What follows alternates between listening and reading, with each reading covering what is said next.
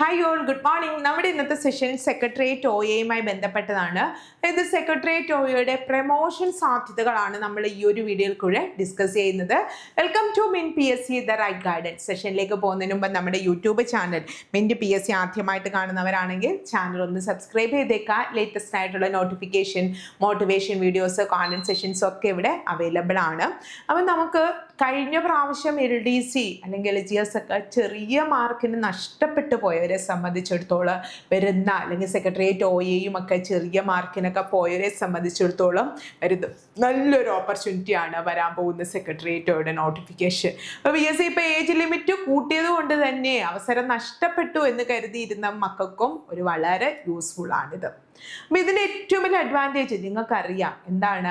ഇത് നമുക്ക് ഡിഗ്രി ഉണ്ടെങ്കിലും സെക്രട്ടേറിയറ്റ് OAയ്ക്ക് അപ്ലൈ ചെയ്യാം. സെയിം ടൈം കോമ്പറ്റീഷൻ നന്നായിട്ട് കൂടുതലുമായിരിക്കും. 2 ഘട്ടങ്ങളിലായിട്ട് തന്നെ ആയിരിക്കും പരീക്ഷ. പ്രിലിമിനറിയും ഉണ്ടാകും, അതുപോലെ തന്നെ മെയിൻസും ഉണ്ടാകും. അപ്പോൾ കഴിഞ്ഞ ഒരു ദിവസം നമ്മളിങ്ങനെ വീഡിയോ ചെയ്തപ്പോൾ പല കുട്ടികളും ചോദിച്ചിരുന്നു ഇത് പ്രൊമോഷൻ സാധ്യത എന്തൊക്കെയാണെന്നുള്ളത്. അപ്പം നമുക്കതൊക്കെ ഒന്ന് ഡിസ്കസ് ചെയ്യാം.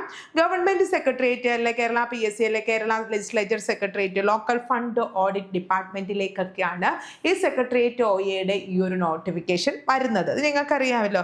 ഇതില് നിങ്ങൾ 10th ആണ് ഇത് അപ്ലൈ ചെയ്യാനുള്ള ക്വാളിഫിക്കേഷൻ. 10th ക്വാളിഫിക്കേഷനെ നിങ്ങൾക്കുള്ളൂ. നിങ്ങൾ ഇത് ഡിഗ്രി ഇല്ലാതെയാണ് നിങ്ങൾ ഈ ഒരു പരീക്ഷ എഴുതി, നിങ്ങൾ സെക്രട്ടേറിയറ്റ് OAയുടെ റാങ്ക് ലിസ്റ്റിൽ കയറി. അങ്ങനെ സെക്രട്ടേറിയറ്റ് OAയായി കയറുന്ന ഒരാൾക്ക് പിന്നീട് 2 പ്രൊമോഷൻ സാധ്യതകളാണ് അവിടെ ഉള്ളത്. ഓഫീസ് അറ്റൻഡൻറ്റ് ഗ്രേഡ് 1ഉം ക്ലറിക്കൽ അസിസ്റ്റൻറ്റും. അത് ഓർത്തേക്കുക. ഇത് നിങ്ങൾക്ക് ഡിഗ്രി ഇല്ലാത്ത ഒരാളുടെ പ്രൊമോഷൻ സാധ്യതയാണ്. 10th ആണ് ഇപ്പം കയറിയ ഒരാളുടെ ക്വാളിഫിക്കേഷൻ എങ്കിൽ ആ ആൾക്ക് ഈ 2 പ്രൊമോഷന് സാധ്യതകളാണ് അവിടെ ഉള്ളത്. സെക്രട്ടേറിയറ്റ് OA പിന്നീട് ഓഫീസ് അറ്റൻഡൻറ്റ് ഗ്രേഡ് 1 ആകും, പിന്നീട് ക്ലറിക്കൽ അസിസ്റ്റൻറ്റും ആകും.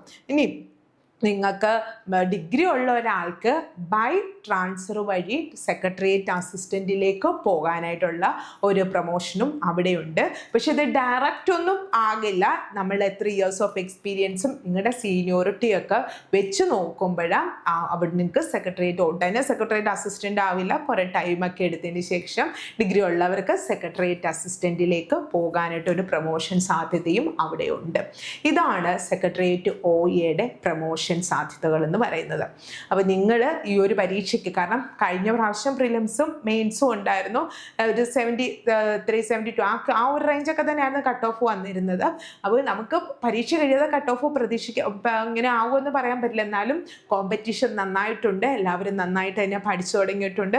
അതുപോലെ കഴിഞ്ഞ പ്രാവശ്യം ഇപ്പം അവസരമൊക്കെ കഴിഞ്ഞു പോയെന്ന് വിചാരിച്ചിരുന്നവർക്ക് ഏജ് ലിമിറ്റൊക്കെ കൂട്ടിക്കഴിഞ്ഞപ്പോഴത്തേക്ക് അങ്ങനെ വന്നവരൊക്കെ ഒരുപാട് കോമ്പറ്റീഷൻ നമ്മുടെ മുന്നിലുണ്ട്. സോ നന്നായിട്ട് തന്നെ പ്രിപ്പറേഷൻ ആരംഭിക്കുക, മുന്നോട്ട് കൊണ്ടുപോവുക.